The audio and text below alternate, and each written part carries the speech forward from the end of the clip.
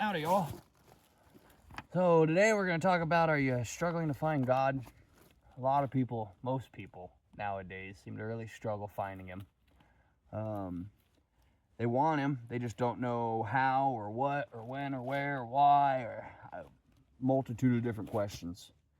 So I'm hoping today I can kind of touch on that a little bit.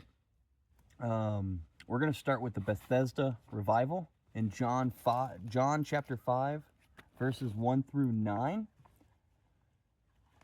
After this, there was a feast of the Jews, and Jesus went up to Jerusalem. Now there is at Jerusalem by the sheep market a pool, which is called in the Hebrew tongue Bethesda, having 5 porches. In these lay a great multitude of impotent folk, of blind, halt, withered, waiting for the moving of the water. For an angel went down at a certain season into the pool and troubled the water. Whosoever then first after the troubling of the water stepped in was made whole of whatsoever disease he had. And a certain man was there, which had an infirmity 38 years. He was 38 years old. When Jesus saw him lie, and knew that he had been now a long time in that case, he saith unto him, Wilt thou be made whole? The impotent man answered him, Sir, I have no man when the water is troubled to put me into the pool, but while I am coming, another steppeth down before me. Jesus saith unto him, Rise, take up thy bed, and walk. And immediately the man was made whole, and took up his bed and walked. And on the same day was the Sabbath. So, once a year, a miracle would happen at this place. And it seems like that's how a lot of us are living our lives, is we just wait and wait for a miracle, and then if we don't get to it, then we're like, oh, I guess that was I missed my opportunity. Folks, that's not really how it works. Not really at all how it works. It's not God's intention that you meet him and then leave with the same pain. When you actually meet him and like truly accept him into your heart and repent and lay everything at his feet, like just lay everything at his feet. You know, stop trying to make it on your understanding or any. Lay your problems at his feet. Then that's when things really start to open up. So if there hasn't been a change in your life, you haven't received the Spirit yet. I hate to be like that blunt with it, but that's just how it is. If you haven't felt him in your soul, you haven't accepted him. You just haven't accepted him. Whatever you have ailing you, whatever like addictions you have or whatever problems you have, I'm not here to judge. Trust me, I've broken almost every rule that this good book has. Almost every rule throughout my life. When you lay everything at his feet, and just say, God, Jesus, Lord, I want to be better. I want to be better, and I don't know how. Help me. Ask him to help you. Stop trying to help yourself. You can't help yourself. There's a reason he sent his son here, and he didn't send his son here because we were capable of doing it. We clearly were not. There's a whole first 3/4 of this book that say that we can't. We just are not capable of it. So like if you truly accept Lord Jesus Christ and truly repented, peace truly comes with that. It's hard to accept. I know that especially if you've been going to church for years and all this stuff and you just can't figure out why. It's because you haven't laid your problems at his feet. Stop trying to fix yourself to go to him. You don't clean yourself to jump in the shower. No, you just jump in the shower and then the shower will clean you. Well, Jesus is your shower. Trust him to clean you. So one issue we're having is with the churches. A lot, like, I don't want to say all churches, and I'm not saying church is bad. It's great to get together with other people and just Bible study, talk about God, worship, do the gospel, sing, all that stuff. None of that's bad. The problem is a lot of churches have become, they want that money, and we've lost track of what this does. This is your roadmap, not that guy. Stop following man for your answers. not saying don't go to a man and like, or woman either. I'm just saying man is like humans, human. I'm not saying don't go to them and like study or maybe even ask questions, but you need to start laying everything at God's feet. Like everything at God's feet. When I started my journey, I dropped to my knees and I said, Lord, teach me your wisdom. Not mankind's wisdom, not some book's wisdom, not Google's interpretation of a verse in here's wisdom. Show me your wisdom. And then just have faith he's going to show you. Because he will. He will show you. And he will show you some mind-blowing stuff, which we'll get into in the future. That's not something we're not going to do right now. But we're going to move to Mark chapter 11, 15 through 24. And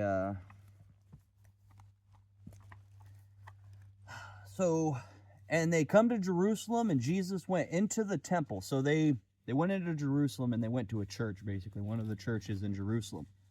And they come to Jerusalem, and Jesus went into the temple and began to cast out them that sold and bought in the temple, and overthrew the tables of the money changers and the seats of them that sold doves, and would not suffer that any man should carry any vessel through the... I'm sorry, I got distracted here for a second. Let me start this over. And they come to Jerusalem, and Jesus went into the temple and began to cast out them that sold and bought in the temple, and overthrew the tables of the money changers and the seats of them that sold doves, and would not suffer that any man should carry any vessel through the temple. And he taught, saying unto them, Is it not written, My house shall be called of all nations the house of prayer? But ye have made it into a den of thieves. And the scribes and chief priests heard it, and sought how they might destroy him, for they feared him, because all the people were astonished at his doctrine. And when even was come, he went out of the city. And in the morning, as they passed by, they saw the fig... Why did I put through 24? Let me just finish reading. I'm sorry. And in the morning, as they passed by, they saw the fig tree dried up from the roots. And Peter, calling to remember it, saith unto him, Master, behold, the fig tree which thou cursed is withered away. And Jesus answering saith unto them, Have faith in God. For verily I say unto you, that whosoever shall say unto this mountain, Be thou removed, and be thou cast into that sea, and shall not doubt in his heart, but shall believe that those things which he saith shall come to pass, he shall have whatsoever he saith. Therefore I say unto you, what things soever ye desire, when ye pray, believe that ye receive them, and ye shall have them. So that whole thing basically starts off with, hey, when did the church, like, why is this church so money hungry? And that's a lot of churches nowadays. They're more focused on the money going into the plate than the words going into the heart. And that's clearly an issue, because there's so many lost souls out there that want to find God, but they're going to the pastor for all their answers. And don't, like I said, don't write off your church or your pastor just because of that. But men are flawed. Like I said, this whole book talks about how flawed people are. And so you got to go to God. Go to God, lay it at his feet. And then the second part is, thanks, yogurt. Watch out, buddy. Hey, watch out. And so the second part here that I read was, put faith into God. Put faith into God. Into our Heavenly Father, put faith into him. Stop trusting man. Put faith into him. Pray to him. Ask him, and he will deliver. He will deliver. So we're going to go to Mark 12, 14 through 17. And when they were come, they say unto him, Master, we know that thou art true, and carest for no man, for thou regardest not the person of men, but teachest the way of God in truth. Is it lawful to give tribute to Caesar or not? Shall we give, or shall we not give? But he, knowing their hypocrisy, said unto them, Why tempt ye me? Bring me a penny, that I may see it. And they brought it. And he saith unto them, Who is this image and superscription? And they said unto him, Caesar's, because Caesar's face was on the coin.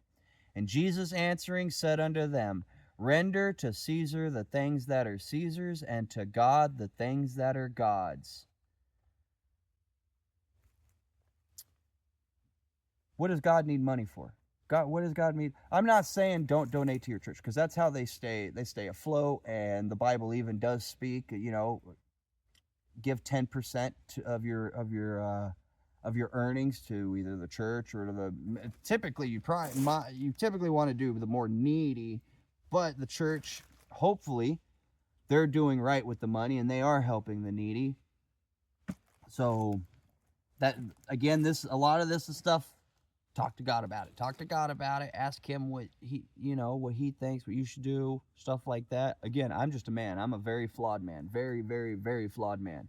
Just trying to teach how I found God. How I finally got God and accepted him into my heart, and he came into my heart. So, money is of man. Don't worship earthly possessions. Yeah.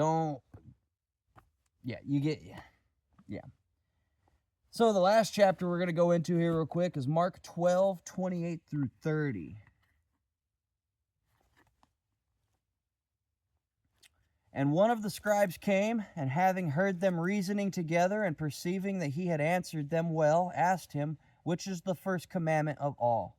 And Jesus answered him, The first of all the commandments is, Hear, O Israel, the Lord our God is the one Lord.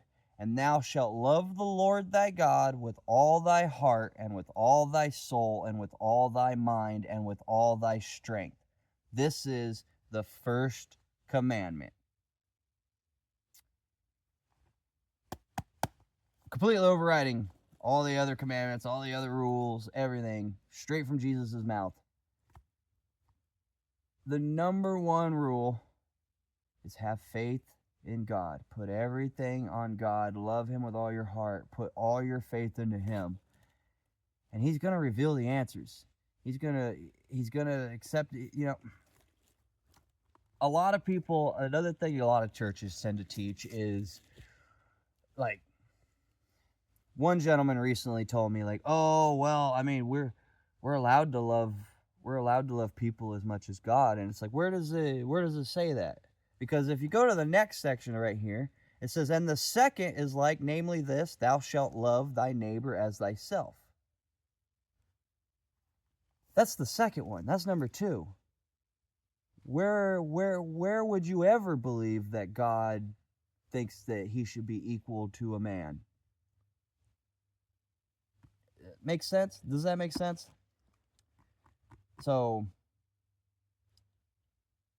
I mean, I don't remember the chapter or the verse, but there's a saying inside the Bible, or there's a verse inside the Bible that says, For false Christs and false prophets shall rise, show signs and wonders to seduce, if it were possible, even the elect.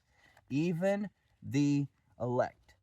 Your pastor, people in power, people telling you how to find God, but you spent how many years not finding God?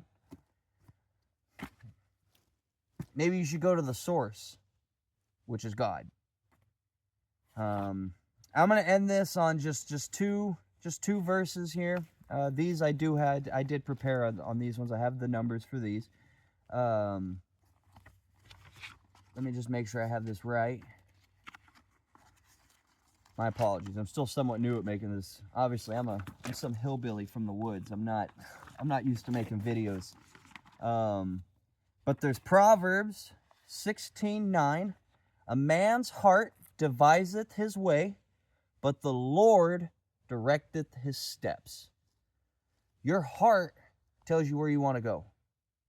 If your heart wants to go chase money, it's going to go chase money. If your heart wants to go chase a man's saying on how to do something, it's going to go chase that man. If your heart wants to chase God, you're going to find God. And when you do, the Lord will direct your steps. And then the next one is Proverbs 16:1 through 3. The preparations of the heart in man and the answer of the tongue are from the Lord. All the ways of the man are clean in his eyes, but the Lord weighs the spirit. Commit thy works to the Lord, and thy thoughts shall be established.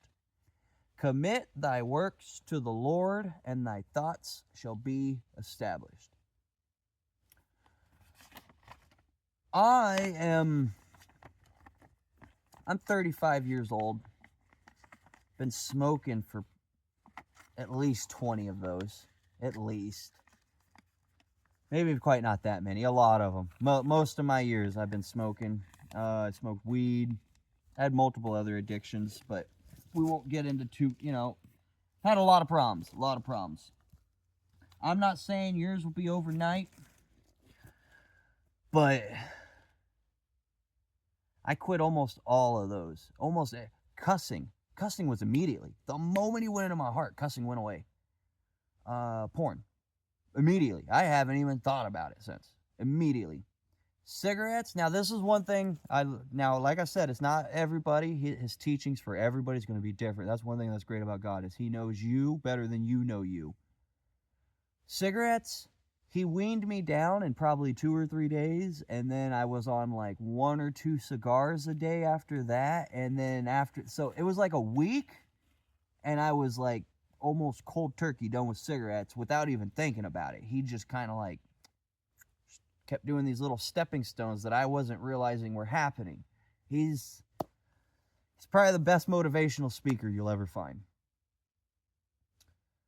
So the point of this whole lesson, if you made it to this end and made it through my rambling and my lack of being able to read, sometimes I wish I had my sister's prowess for reading, because that ain't me. I prefer just to go out and cut down a tree or something, shoot a squirrel. But the main point of this is, stop laying your problems at the feet of men. Men are flawed. Men are super flawed. Go to God. Get on your knees and say, God, I'm lost. And I need you. I need you to show me the way. I need you to show me the way. Stop trying to fix yourself than going to him. Stop trying to go to men so that you can find him. When you want to find your car keys, you don't go to your neighbor's house. That's probably not a very good analogy, but you get what I'm saying. Go to God. Go to God. I promise you it'll work out 100 times better. Go to God, lay your problems at his feet. Let Jesus fix you. Let Jesus fix you. Stop trying to fix yourself, because you can't do it. You can't. I tried for a long time. God bless. I hope this helped. Feel free to ask questions inside the comments or something if you got them, all right? I love y'all. Good luck.